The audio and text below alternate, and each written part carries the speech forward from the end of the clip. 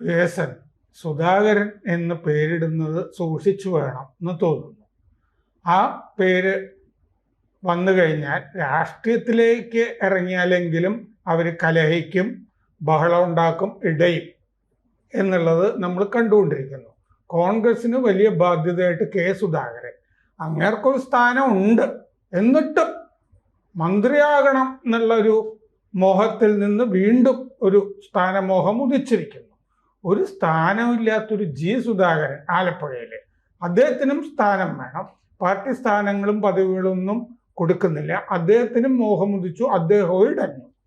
പക്ഷെ G സുധാകരനെതിരെ CPM ആയതുകൊണ്ട് വെറുതെ വിടില്ലല്ലോ. അമ്പലപ്പുഴയിൽ ഇന്നലെ വലിയ സമ്മേളനം നടന്നു. സമ്മേളനം നടക്കുമ്പോൾ ജില്ലാ സെക്രട്ടറി ആർ നാസർ പ്രസംഗിച്ചുകൊണ്ടിരിക്കുമ്പോൾ സഖാവ് ജി സുധാകരൻ, സഖാവ് ജി സുധാകരൻ, സഖാവ് ജി സുധാകരൻ എന്ന് തുടർച്ചയായിട്ട് പറഞ്ഞപ്പോൾ ഇത് കേട്ടുകൊണ്ടിരുന്ന സഖാക്കള് ചൂടായി. അയാൾ ഇനി സഖാവൊന്നും അല്ല എന്ന് പറഞ്ഞു. അപ്പൊ നാസർ പറഞ്ഞു, ഇതെനിക്ക് ശീലം കൊണ്ട് സംഭവിച്ചു പോയതാണ്, പിന്നെ നമ്മുടെ ഭുവനേശ്വരന്റെ സഹോദരനാണല്ലോ, അതുകൊണ്ടും പറഞ്ഞു പോയതാണ് എന്ന് പറഞ്ഞ് ന്യായീകരിച്ചു. അപ്പോൾ ഭുവനേശ്വരനെ പാർട്ടി ഇപ്പോഴും സ്വീകരിക്കുന്നു, സുധാകരന്റെ സഹോദരനെ. അത് ഭുവനേശ്വരന്റെ ഘാതകരെ തന്നെ സംരക്ഷിക്കുന്ന വിധത്തിൽ സുധാകരൻ ഇപ്പോൾ സംസാരിക്കുന്നു. KSU കാബാലികർ എന്നാണ് കഴിഞ്ഞ കൊല്ലം വരെ സുധാകരൻ ഫേസ്ബുക്ക് പോസ്റ്റ് ഇട്ടിരുന്നത്. ഇപ്പൊ ഇത് NSSന്റെ വിദ്യാർത്ഥി വിഭാഗം എന്ന് പുള്ളി പ്ലേറ്റ് മാറ്റുന്നുണ്ടല്ലോ, അതുകൊണ്ടാണ് അങ്ങനെ പറയുന്നത്. പിന്നെ സുധാകരന്റെ സ്റ്റഡി ക്ലാസ് ഉണ്ടായിരുന്നല്ലോ 1 മണിക്കൂർ. അതിൻ്റെ അകത്ത് പാർട്ടി വോട്ട് ലക്ഷ്യം വെക്കുക, ഞാൻ ഇപ്പോഴും പാർട്ടിക്കാരൻ എന്ന് പറയുക, ഞാൻ സജി ചെറിയാനെയും കരീമയ്ക്കേക്കാൾ വലിയ സഖാവാണ് എന്ന് പറയുക, അതിൻ്റെ കൂടെ പിണറായി വിജയൻ മുഖ്യമന്ത്രിയാകണമെന്നും പറയുക. 1964 പാർട്ടി പിളർപ്പിൻ്റെ കാലത്തൊക്കെ പ്രധാനപ്പെട്ട ഒരു കാര്യം കോൺഗ്രസിനോടുള്ള നിലപാടാണല്ലോ. PC ജോഷി ആണെങ്കിൽ ബ്രിട്ടീഷ് ഏജന്റ് ആയിരുന്നു. അന്നത്തെ വൈസ്രോയുടെ എക്സിക്യൂട്ടീവ് കൗൺസിലിൽ, ഗവർണർ ജനറലിൻ്റെ എക്സിക്യൂട്ടീവ് കൗൺസിലിൽ ഹോം മെമ്പറായിരുന്ന റെജിനാൾഡ് മാക്സ്വെലിന് കത്തെഴുതിയതൊക്കെ ധാരാളം ഉണ്ടല്ലോ ജോഷി. അങ്ങനെയാണ് പാർട്ടി പ്രസിദ്ധീകരണങ്ങളിലൊക്കെ തുടങ്ങുന്നത്, പണം കിട്ടുന്നതൊക്കെ. അപ്പോൾ ആ ജോഷിക്കെതിരെയും ചേരിയുണ്ടായി കോൺഗ്രസിനോടുള്ള സമീപനം. നെഹ്റുവിൻ്റെ ഒരു ശിങ്കിടിയായിട്ട് ജോഷി മാറിയിരുന്നു ആ കാലത്ത്. അപ്പോൾ മറ്റേ MM മണി വെറും ഷൂ ആയതുകൊണ്ട് MM മണി പോയി കഴിഞ്ഞാൽ നമ്മൾ ഇങ്ങനെ ചർച്ച ചെയ്യേണ്ടതില്ല. സുധാകരൻ സൈദ്ധാന്തികനാണല്ലോ. അപ്പൊ കോൺഗ്രസിനോടുള്ള നിലപാട് സുധാകരൻ വ്യക്തമാക്കണ്ടേ? എന്നാലല്ലേ കോൺഗ്രസ് അദ്ദേഹത്തിന് അമ്പലപ്പുഴയിൽ പിന്തുണ കൊടുക്കേണ്ട കാര്യമുള്ളൂ. അപ്പോൾ കോൺഗ്രസിന് പിന്തുണ കൊടുത്താലും പ്രശ്നമുണ്ട്. ഈ സലാം SDPI-കാരനാണെന്നാണ് ജി സുധാകരൻ പറയുന്നത്. ഈ VD സതീശന്റെ കൂടെ ജമാഅത്തെ ഇസ്ലാമി ഉണ്ടല്ലോ. അപ്പോൾ ജി സുധാകരൻ ജമാഅത്തെ ഇസ്ലാമിയും കൂടി ചുമക്കണ്ടേ കോൺഗ്രസിന്റെ പിന്തുണ സ്വീകരിക്കുകയാണെങ്കിൽ? ഇങ്ങനെ പല പ്രശ്നങ്ങളുണ്ട്. അപ്പോൾ സുധാകരൻ മര്യാദയ്ക്ക് രാഷ്ട്രീയം വ്യക്തമാക്കണ്ടേ? അല്ല, വളരെ സങ്കീർണമാണ് സുധാകരൻ്റെ ഇപ്പോഴത്തെ പൊസിഷൻ എന്നാണ് എനിക്ക് തോന്നുന്നത്. കാരണം സുധാകരൻ്റെ അഭിപ്രായ വ്യത്യാസം എന്ന് പറയുന്നത് അദ്ദേഹത്തിന് മത്സരിക്കാനായിട്ട് അവസരം നൽകുന്നില്ല എന്നുള്ളതാണ്. അദ്ദേഹം പറയുന്നത് എന്നേക്കാൾ എത്രയോ കൂടുതൽ മത്സരിച്ച ആളുകൾ ഈ പാർട്ടിക്കകത്തുണ്ട്, പിന്നെ എനിക്കെന്താണ് മത്സരിച്ചാൽ. മാത്രമല്ല മറ്റവരിൽ ഞാൻ അപ്പോൾ സുധാകരനെതിരെ ഉയർന്നൊരു പ്രശ്നം എന്താണ്? അധികാര ആർത്തി കൊണ്ടല്ലേ അങ്ങ് മത്സരിക്കാൻ പോകുക. അപ്പോൾ സുധാകരൻ ചോദിക്കുന്നുണ്ട്, മറ്റുള്ളവരൊക്കെ സന്യസിക്കാൻ വേണ്ടിയല്ലേ മത്സരിക്കുന്നത് എന്ന് ചോദിക്കുന്നുണ്ട്. അപ്പോൾ ഇതിൽ പൊതുവെ നമുക്ക് മനസ്സിലാക്കാൻ പറ്റുന്ന ഒരു കാര്യം, മത്സരിക്കാനായിട്ടുള്ള അവസരം ലഭ്യമല്ല എന്നുള്ളതാണ് സുധാകരൻ്റെ പ്രശ്നം. സൈദ്ധാന്തികമായ പ്രശ്നങ്ങളില്ല. സൈദ്ധാന്തികമായ പ്രശ്നങ്ങളില്ലാത്തത് കൊണ്ടാണ് മൂന്നാമതും പിണറായി വിജയൻ്റെ സർക്കാർ വരുന്നതിൽ എനിക്ക് സന്തോഷമേ ഉള്ളൂ എന്ന് അദ്ദേഹം പറയാൻ കാരണം. അപ്പോൾ അവിടെ അതിൻ്റെ പൊളിറ്റിക്കൽ എന്താണ് സിദ്ധാന്തപരമായിട്ട് പാപ്പരായി. പിന്നെ അതിനകത്ത് പ്രസക്തിയില്ല.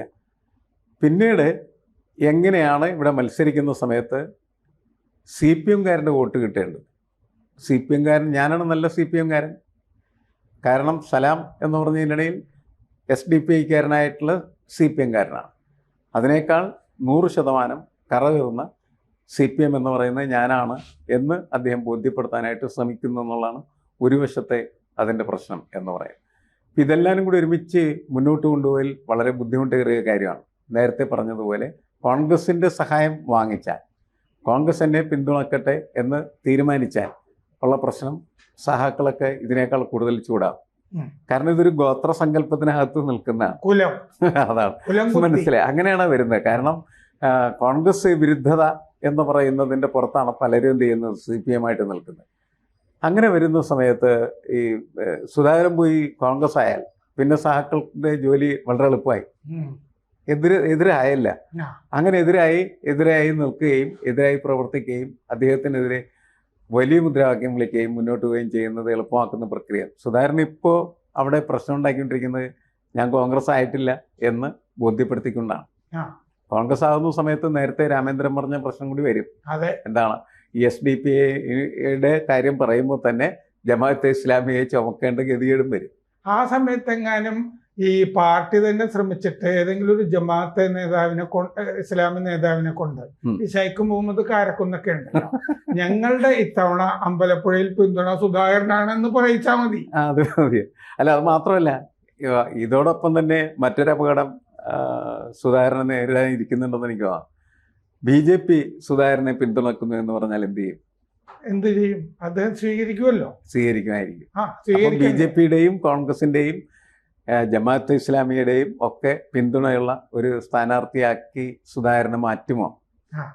എന്റെ ഒരു സംശയമാണ്. അപ്പൊ അങ്ങനെ വരുമ്പോഴുള്ള പ്രശ്നം എന്താണെന്നറിയാമോ? ഈ പിണറായി വിജയൻ മുഖ്യമന്ത്രി ആകുന്നതിൽ സന്തോഷമാണ്. പിന്നെ ഞാൻ ആദർശശാലിയായ കമ്മ്യൂണിസ്റ്റാണ്, സലാം അതല്ല, കമ്മ്യൂണിസ്റ്റുകൾ എനിക്ക് ആണ് വോട്ട് ചെയ്യേണ്ടതെന്നുള്ള ആയിരുന്നല്ലോ സ്റ്റഡി ക്ലാസ്. അപ്പോൾ ഒരു പാർട്ടി വോട്ടും സുധാകരന് കിട്ടില്ല എന്ന് വരും.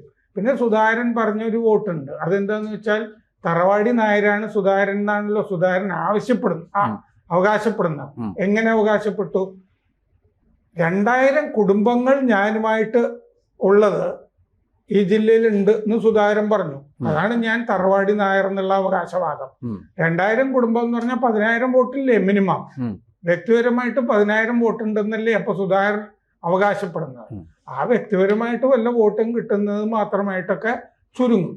അപ്പോൾ അതാണ് അതിന്റെ അപകടം. പാർട്ടി വോട്ട് എന്ന് പറഞ്ഞ സാധനം എന്തായാലും കഴിഞ്ഞ തെരഞ്ഞെടുപ്പിൽ ഇല്ലായിരുന്നല്ലോ. അല്ല, ഈ പാർലമെന്റ് തെരഞ്ഞെടുപ്പിൽ CPM-ആയിട്ട് കലഹിച്ച് പുറത്ത് നിൽക്കുന്ന ഒരാളെ സംബന്ധിച്ചിടത്തോളം അവർക്ക് പാർലമെന്റ് തെരഞ്ഞെടുപ്പിൽ അല്ലെങ്കിൽ പാർലമെന്റ് ജനാധിപത്യ പാർലമെന്റ് തെരഞ്ഞെടുപ്പില് സലാമിന് കിട്ടിയ ഭൂരിപക്ഷത്തെക്കാൾ കൂടുതൽ ഭൂരിപക്ഷം KC വേണുഗോപാലിന് അമ്പലപ്പുഴയിലുണ്ട്. അപ്പോൾ കോൺഗ്രസിന് വേണുഗോപാലിന് അവിടെ നിന്ന് ഭൂരിപക്ഷം കിട്ടിയിട്ടുണ്ട് ലോക്സഭാ തെരഞ്ഞെടുപ്പില്.